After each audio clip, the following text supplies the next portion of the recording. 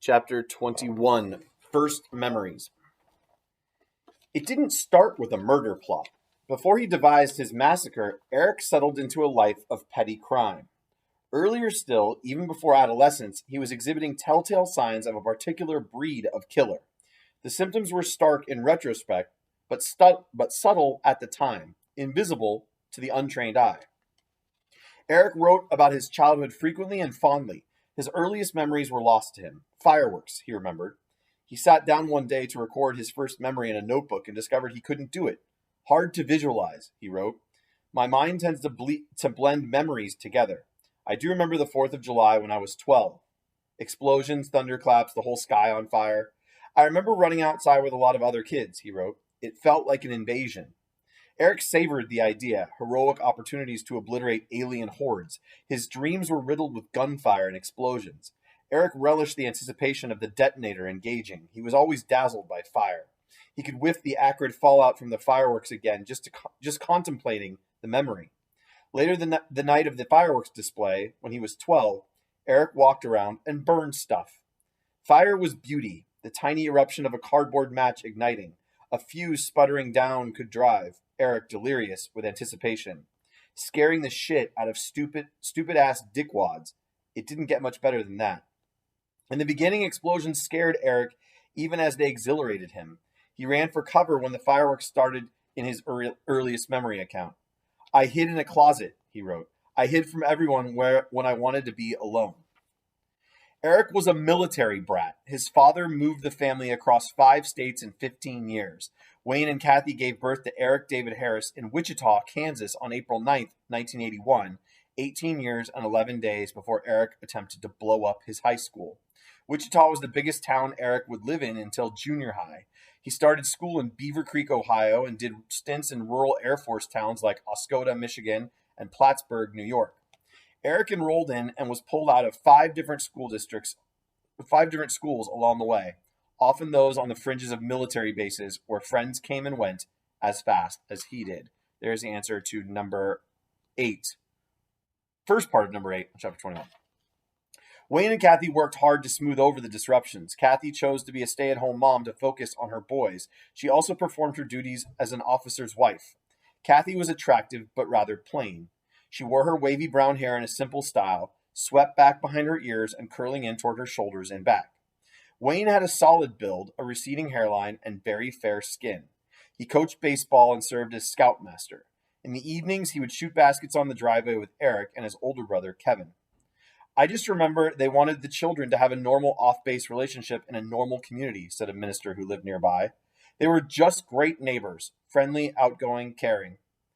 Major Harris did not tolerate misbehavior in his home. Punishment was swift and harsh, but all inside the family. Wayne reacted to outside threats in classic military fashion: circle the wagons and protect the unit. He didn't like snap decisions. He preferred to consider punishment carefully while the boys reflected on their deeds. After a day or two, Wayne would render his decision, and it would be final. It was typically grounding or loss of privileges, whatever they held dear. As Eric grew older, he would periodically have to relinquish his computer. That stung. Wayne considered a conflict concluded once he discussed it with Eric and they'd agreed on the facts and the punishment. Then Eric had to accept responsibility for his actions and complete the punishment. There's the second part of number 8. Detectives discovered gross contradictions to Eric's Insta profile already cemented in the media. In Plattsburgh, friends described a sports enthusiast hanging out with minorities. 2 of Eric's best friends turned out to be Asian and African American. The Asian boy was a jock to boot. Eric played soccer and Little League.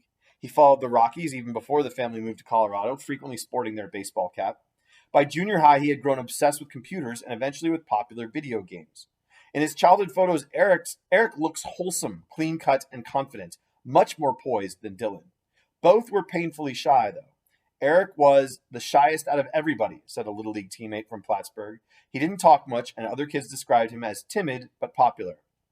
At the plate, one of his core personality traits was already on display. We had to kind of egg him on to swing, to hit the pitch sometimes, his coach said. It wasn't that he was afraid of the ball, just that he didn't want to miss. He didn't want to fail. Eric continued to dream. Major Harris inspired military fantasies, but Eric usually saw himself as a Marine. Guns. Boy, I love playing guns, he wrote later. The rustic towns he grew up in provided fields and forests and streams where he could play soldier. When Eric was 8, the family moved to Oscoda, Michigan, where the scenic Au Sable River meets Lake Huron in the rugged northern region of the state. Wayne and Kathy bought a house in town so the boys could grow up with civilians. Oscoda was dominated by the Air Force Base, population 1,061 and dropping. Work for adults was sparse, but it offered a world of adventure for little boys. The Harris house sat near the edge of Huron National Forest. It seemed vast, empty, and ancient to Eric's young eyes. The air was thick with the scent of musty white pines. This was early lumberjack territory. The state proclaimed it Paul Bunyan's home, and the lumberman's monument had been erected in bronze nearby. Eric, Kevin, and their friend Sonia would spend afternoons hunting down enemy troops and withstanding alien invasions. They built a little tree fort out of sticks and branches to use for a base camp. "Fire!" Eric screamed in one of their encampments. The three young heroes rattled off machine gun fire with their toy guns. Sonia was always fearless. She would charge straight into imaginary rifle fire. Kevin yelled for air support. Eric tossed a stick grenade into the trees. The three defenders took cover and felt the earth shudder from the convulsion.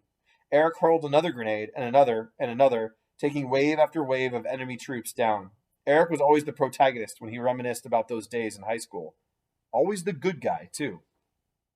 When he was 11, id Software, I guess it's id Software, I don't know, released the video game Doom, and Eric found the perfect virtual playground to explore his fantasies.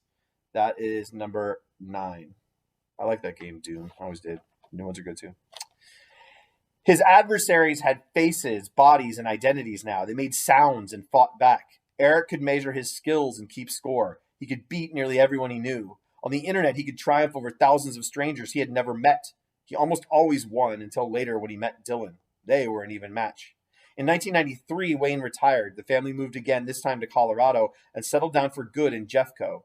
Eric entered 7th grade, and Kevin started at Columbine. Wayne eventually took a job with a defense contractor that created electronic flight simulators. Kathy began part-time work at a catering company. 3 years later, the Harrises upgraded to a $180,000 home in a nicer neighborhood just north of the beautiful Chatfield Reservoir and 2 miles south of Columbine High School. Kevin played tight end and was the kicker for the Rebels before heading off to the University of Colorado. The color gradually drained out of Major Harris's thinning hair. He grew a thick white mustache, put on a few pounds, but maintained his military bearing. That's the end of chapter 21.